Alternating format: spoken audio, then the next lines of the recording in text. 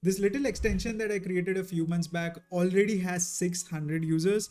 Out of these 600 users, I have 350 paid users. Now, Olly is a kind of extension that you won't really have in your browser if you don't use it, and I'll show you why.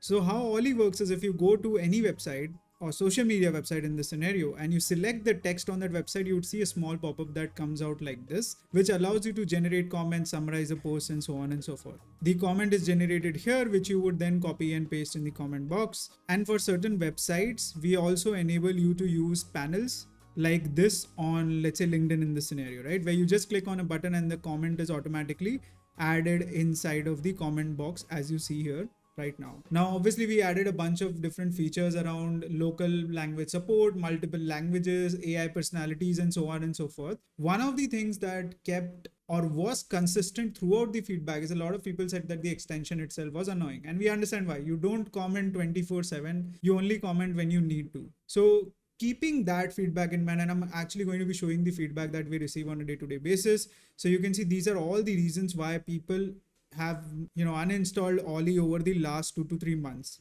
Now, obviously, this number is not very high, but ever since we launched on AppSumo and we received a bunch of users, you can notice the uninstall rate has gone significantly up because a lot of people are now installing the extension, which also means a lot of these guys are also uninstalling the extension. So either ways, if you summarize the feedback, so I use Claude to summarize the feedback, you look at the reason for cancellation. Most of the people uninstalled this because it was paid, and obviously the reason why it is paid is because you need to connect to a large language model in order to generate the response. Now you can bypass that by using local LLMs like Llama 3 or Llama 3.1, and it kind of takes around 2 to 3 minutes worth of setup, which is something that we added after we received all of this feedback. The second feedback says it did not work. Now it will not work if you don't spend like 2 to 3 minutes configuring it after you install the extension, because it does require you to have one-time setup. Now it's a Chrome extension. There's only so much I can do in order to fix the problem of not working, and I've done my best with respect to giving you all the guides that you need in order to set it up.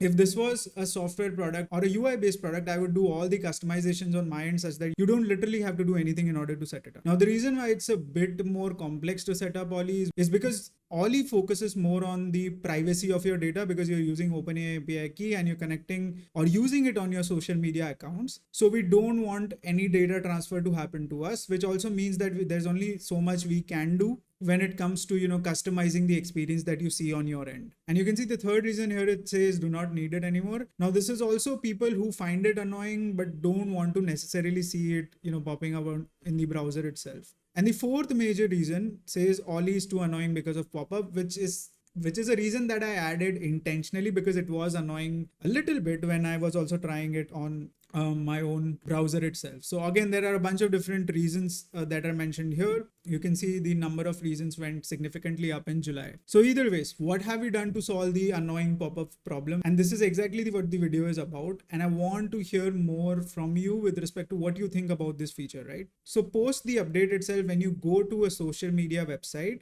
or a platform, let's say in this scenario, Twitter. So once you go and land on any social media platform, let's say this one, I'm going to be selecting this text. You will see a pop-up here instead of seeing a pop-up here. Now, just like you would click on generate button here once the pop-up comes out, what you need to do is you either need to click on the Olly logo here, which will effectively automatically generate the comment for you, just like you would do by clicking on the generate button, or you can open the drawer and then select any of the other items here. So you can see the first one is generating or comment on a post. The second one is summarize a post. Third one is check virality score of a post. Fourth one is generate a similar post. And the fifth one is reply to a comment, which is similar to what the previous extension of Olly also had. Now, obviously, I'm exploring more options or more actions that we can add for Olly in here by adding like a arrow here and then scrolling through multiple actions that you can take as the user. But this is what we're planning to ship in the upcoming update. And we actually want to hear what you think about the update itself, because this is going to change the behavior by a little bit.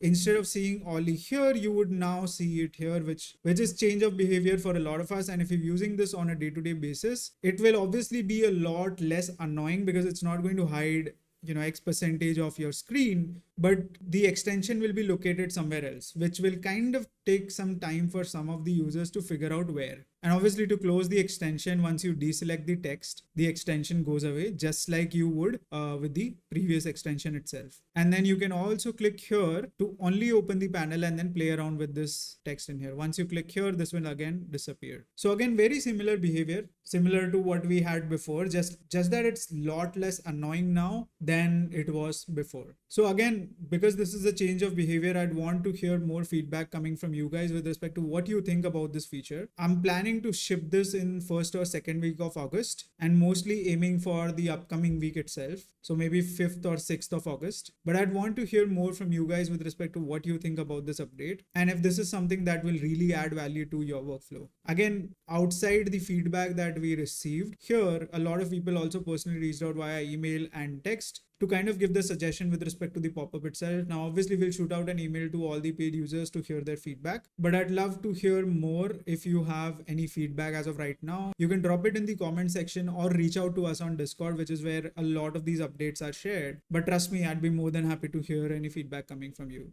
So thank you so much, and I'm looking forward to ship this in the upcoming week. So I hope you can give me some feedback before that. Thank you so much.